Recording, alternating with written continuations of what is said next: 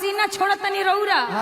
औरतिया कहती है कि सुनो छाता तो ले आई हो ठीक है माए राजा, लेकिन दू गो और चीज ले आई हो। हई मीठा के दूगो भेली, 2-3 गो, आएगो तनी लोटा में ठंडा पानी फ्रिज में से निकाल के, काहे कि देखो जब पछुआ बहता तो हई ओठ फाट के लिपस्टिक खराब हो गया है। ए राजा जुड़वावा इनकरा के कहतिया कैसे हो कि अरे पिए के लई हो ए राजा मिठाई और पनिया। कहतिया कि कनिया बड़ी पियासर बड़ी कैसे कि अरे पिए के लई हो राजा मीठा और पनिया।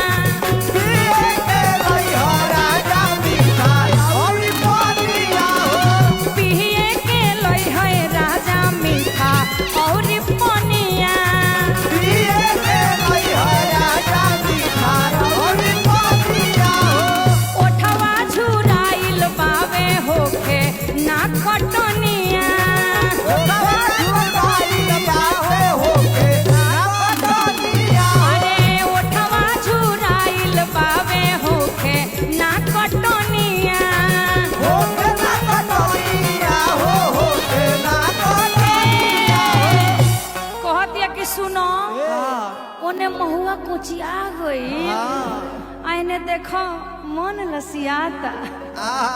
कहतिया कैसे हो गायकी में देखी केंगा दम लियावल जाला, खाली देह लम्बा लेला से काम चली जी 1 लाख भैया। बाबा सुकुड़ैला बड़ा कोनो फायदा बा बाबा सिकुड़ा लेला बड़ा का कहल जा। कहतिया कैसे हो कि अरे महुआ कोचा गई, महुआ कोचा गई। कहती है कि सुनो कि अरे महुआ कोचा गई कि अरे आम मोजराए के अब काम लागल। तनी कलाकारी हेऊंगा देखावल जाला, खाली एकदम खड़िया मकई लेखा।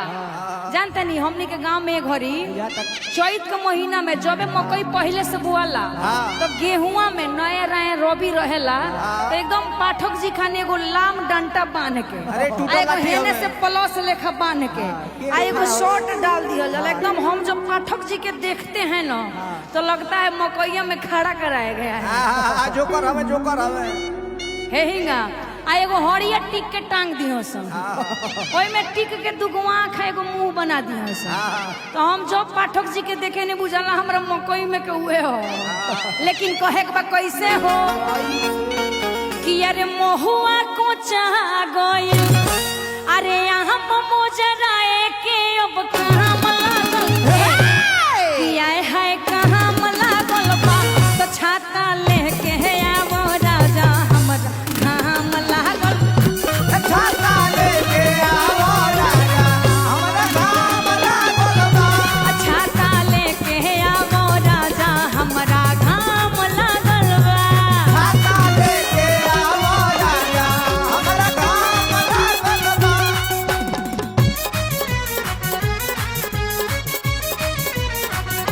अरे भैया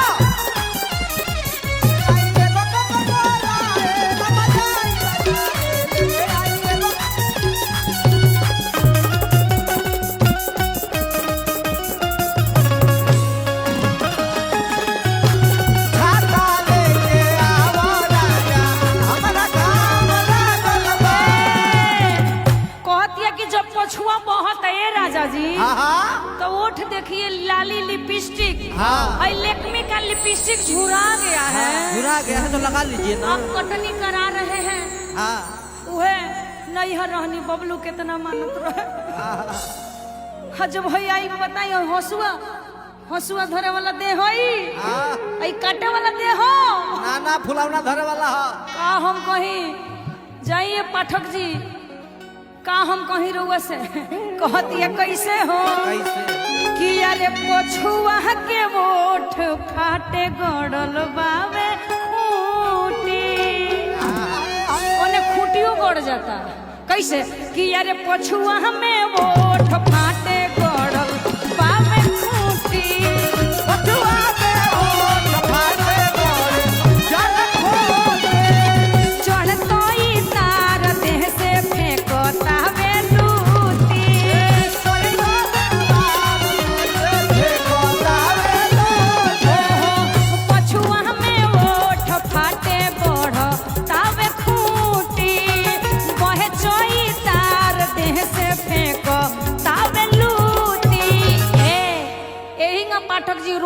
गायब। हाँ। अगर कलाकारी बात तो हाँ नइखे तो जीरो बानी तो बात खत्म बा।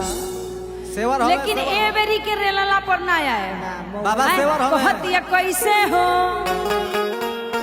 कि अरे मेकअप जियान भइल कहतिया कि सारा मेकअप जियान हो गई कि अरे लाली उठल लिया में दाम लागल कि आए हाय दाम लागल कि आए हाय दाम लागल एगा करे के बा ध्यान दी चको हो बाबा बिगड़ के गोही में खड़िया मकई नहीं बने के ना कि अरे मेकअप जियान भइल कि अरे लाली उठल लिया में दाम लागल आय हाय दाम लागल तो छाता लेके आवा सैया हमरा घाम लागल बा छाता लेके आवो सैया हमरा घाम लागल बा छाता लेके आवा राजा हमरा घाम लागल छाता लेके आवो सैया हमरा घाम लागल बा